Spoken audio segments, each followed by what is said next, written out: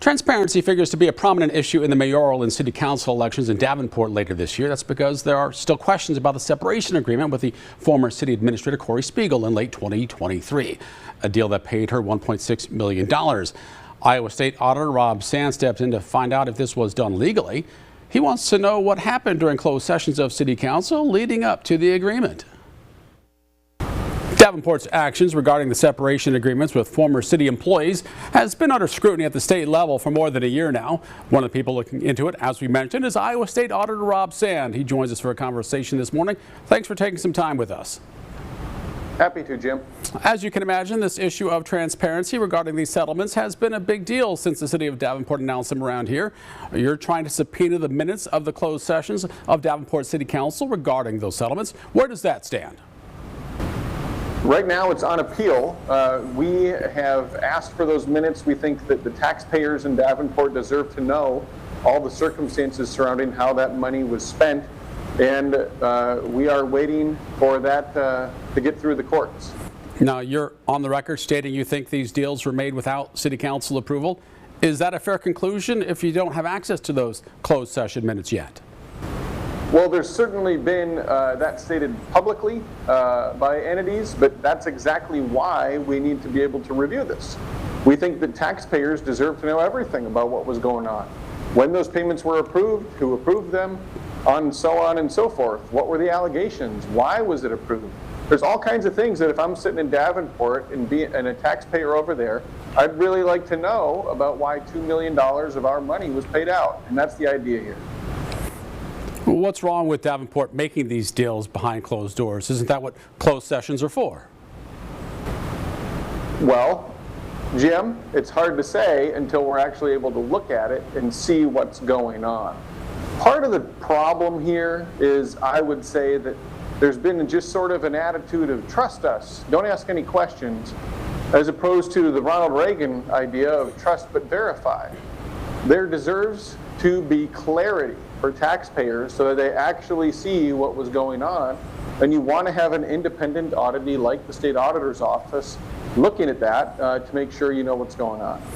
You mentioned this being on appeal. This is also now setting up to be a fight partially decided in the state Supreme Court. That's because you want Attorney General Brenna Bird removed as the lawyer for your office in this matter. She maintains it's her job to represent your office or any state agency regarding legal issues. Why isn't that her job?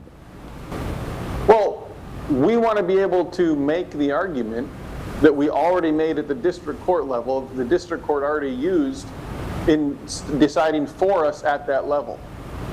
When it went up to appeal, an attorney at the Attorney General's office drafted a brief that we said looked good. We were ready to have representation from the Attorney General's office.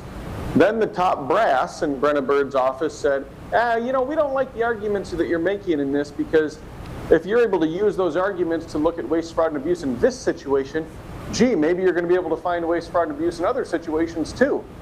That's a problem. We have to have that level of assertion of our office's interest.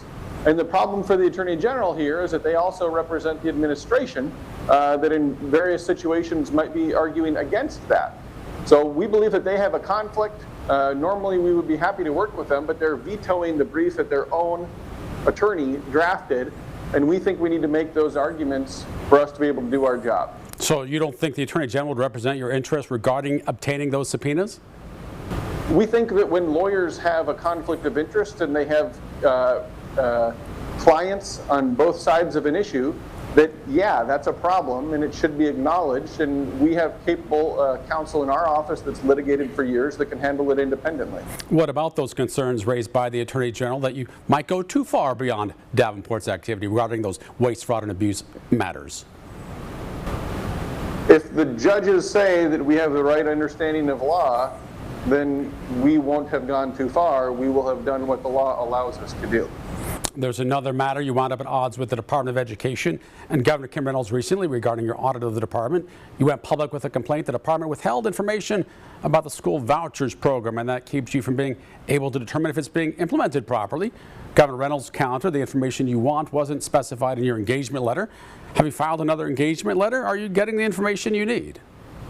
The Iowa Supreme Court has already said twice that we don't need an engagement letter. You know, if you don't turn in your homework, you got to say something. So I suppose the classic is my dog ate it. The governor's office is not going to come out and say, hey, we just don't want people poking around.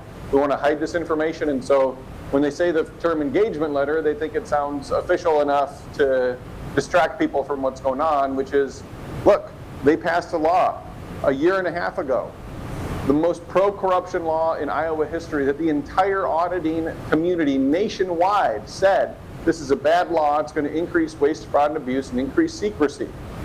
We said when they passed that law, they're going to use it to hide stuff. Here we are. They're doing exactly what we said they would do. That's what's happening here. What's your fight next to try to get that information? Are you going to be able to get it? Well, we've issued our report. And they know that by slowing us down and hemming and hawing and denying us access, you know, they know that we have to get our reports out by particular dates. And so it's helpful for them to deny access even when they know that we should be looking at stuff. The report is finished. It's out. This is what the law does. It prevents us from getting information. Well, is there something you can do to get it? Is there another legal avenue that you can take to try to get it? I don't think so in this case at this point. No, we did what we could. Now, you're also one of the highest profile Democrats in Iowa, the only Democrat holding a statewide office. There's a lot of speculation. You have higher political aspirations, and some Republicans criticize you, saying you're trying to grab all this attention because you have those aspirations. Are you going to run for governor? I want to do my job. It was unbelievable to watch this legislature and this governor sign into law a pro-corruption bill that Republican state auditors from around the United States of America and George W. Bush's Comptroller General of the United States of America say, this is a bad law. You are going to enable the state to hide information from taxpayers.